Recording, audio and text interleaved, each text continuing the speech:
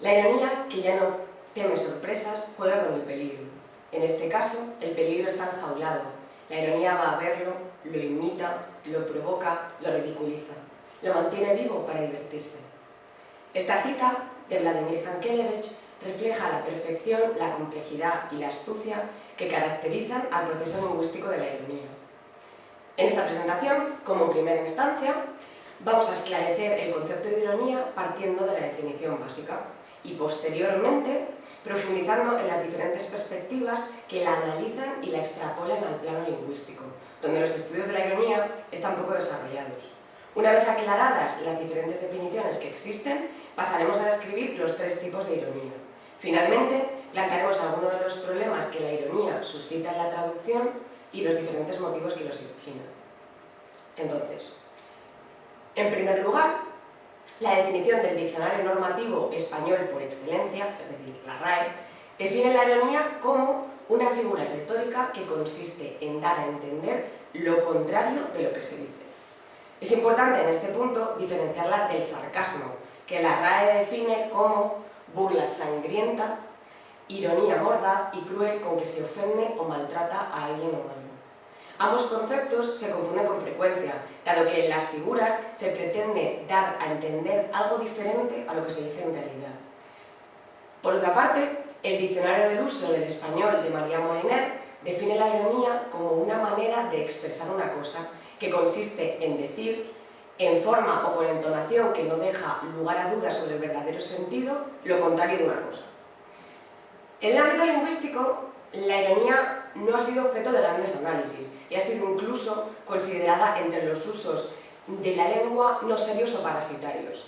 Otros estudios interpretaban la ironía como el hecho de decir lo contrario a lo que se quiere decir o simplemente decir algo diferente. No obstante, las teorías más recientes intentan demostrar la complejidad de la ironía, alegando que la idea de contradicción no es suficiente para explicarla, sino que es solamente una de las formas en las que ésta se expresa. Procedamos ahora a las perspectivas lingüísticas. Entonces, en una situación comunicativa se parte de un contexto base que ambos interlocutores han de compartir o por lo menos entender. En el caso de la ironía esto es particularmente importante, especialmente para que se cumpla, claro, pues de lo contrario la ironía no será percibida y se perderá. En ocasiones los hablantes comparten los mismos conocimientos sobre el mundo, pero si esto no sucede, se habrá de crear un nuevo contexto en el que ambos se puedan desenvolver y en el que la comunicación sea eficaz. Según palabras de Hattie y Mason, nunca podemos saber lo que nuestro interlocutor sabe, pero sí que podemos elaborar suposiciones sobre el entorno cognitivo que ambos compartimos. Y de hecho, es así como actuamos. Ahora procederemos a señalar un ejemplo para que todas estas dudas queden concretadas. Dice uno de los hablantes: soy experto en películas de ciencia ficción. A lo que le contesta el otro: hoy veremos 1984. Y dice: yo con una o dos ya es suficiente. En este ejemplo, 1984 puede ser comprendido bien como un número, una fecha o una película. El primer hablante presupone que el interlocutor sabrá discernir el significado apropiado según el contexto. En un contexto en el que no se conozca esta película, no se entenderá la ironía que encierra.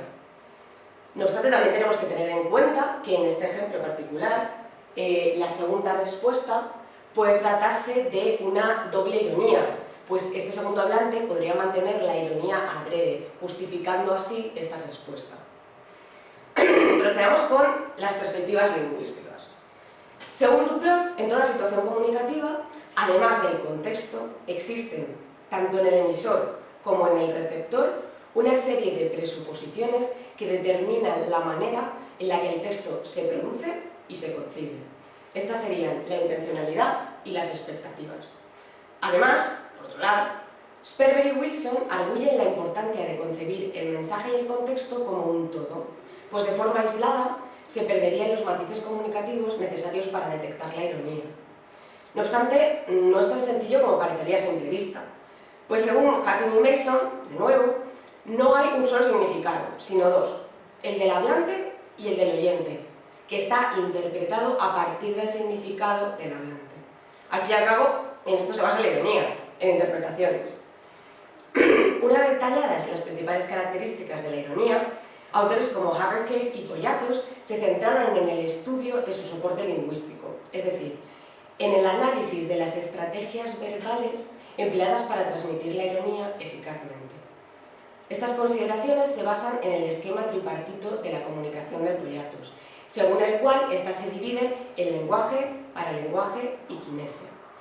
La definición de lenguaje es ampliamente conocida por todos, por lo que nos vamos a centrar en las dos últimas.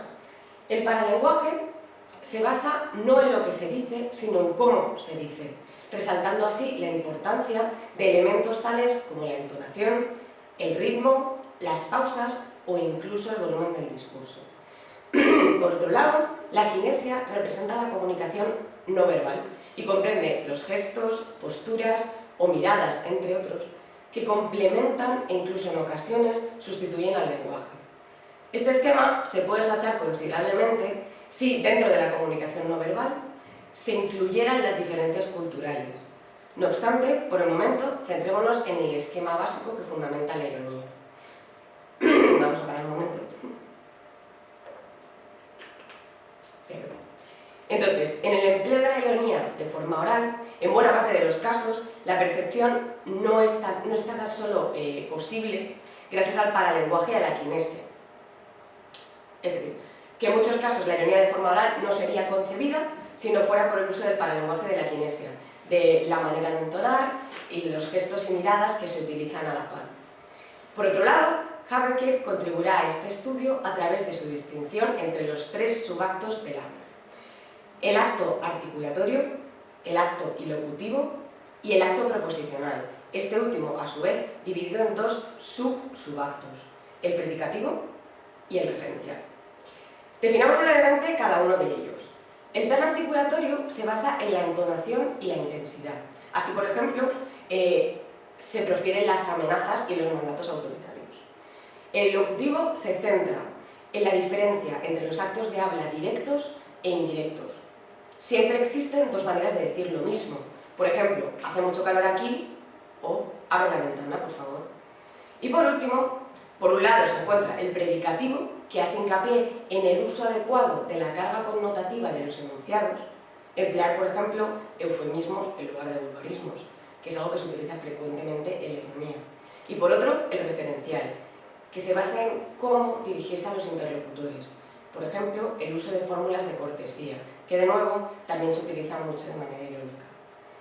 Además, Haverkade especificará que la ironía se basa tan solo en dos niveles gramaticales, el prosódico y el sintáctico, pero no el léxico, porque, en sus propias palabras, es imposible establecer reglas semánticas que definan las unidades léxicas del idioma en términos de potenciales portadores de un significado irónico.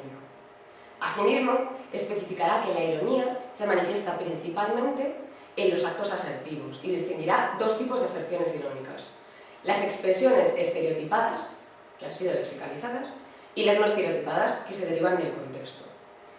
Veamos ahora un ejemplo para concretar todas estas consideraciones lingüísticas. Por ejemplo, un amigo, al ver escribir a otro, exclama: «Oye, tú sí que ibas para médico». Bien, en este ejemplo concreto se trata de un claro caso de ironía, pues en realidad la intención del hablante es expresar que la letra de su amigo es incomprensible. Ahora procedamos al análisis, como hemos dicho, de este ejemplo, según las diferentes consideraciones de los autores estudiados.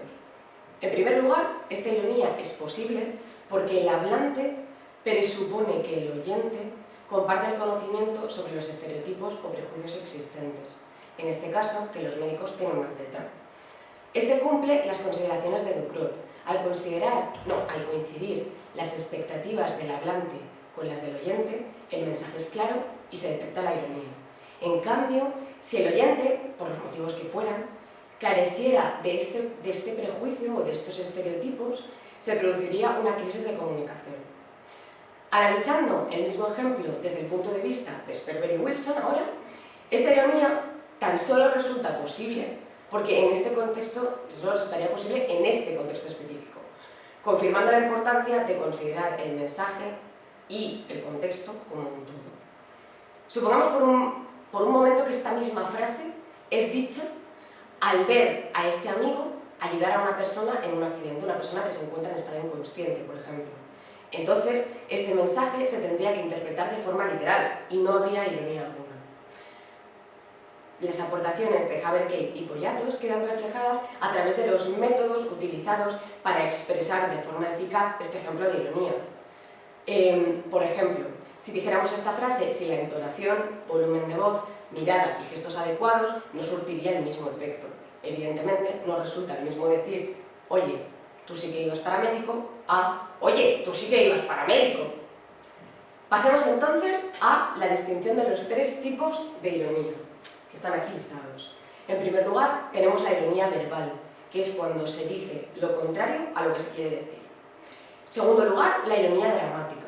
Por ejemplo, en una obra se trata de un hecho concerniente a la historia que los personajes desconocen, pero que el receptor, en cambio, sí que puede percibir. Y por último, la ironía de situación, que es cuando el resultado de una es lo contrario a lo que se espera. Entonces, veamos los ejemplos. En el primer caso, la ironía verbal, un ejemplo claro sería, gracias por la multa, es lo que me faltaba.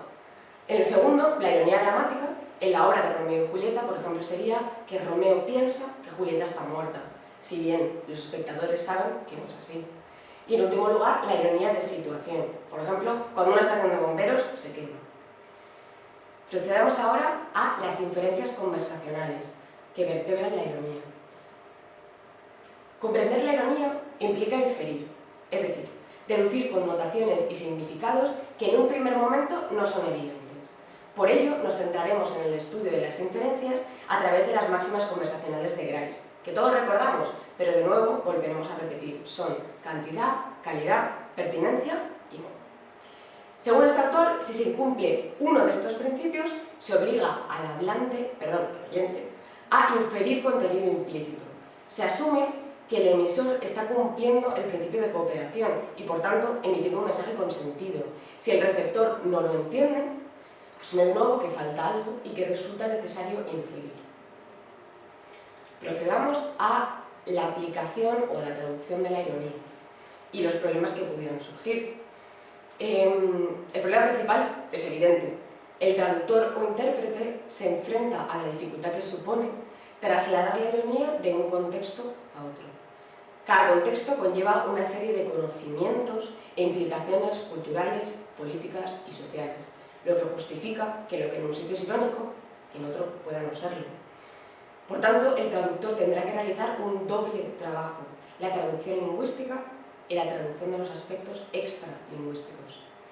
Para llevar a cabo esta tarea, Hatching y Mason, que ya hemos visto, proponen el uso de los conceptos de efectividad y eficacia según la definición de Poprande y Dressler.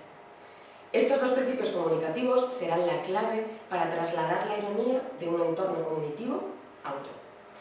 Para cumplir con el principio de efectividad, el traductor o intérprete ha de asegurarse de trasladar la información más relevante, de manera que el impacto que cree en la lengua meta sea igual al del texto original.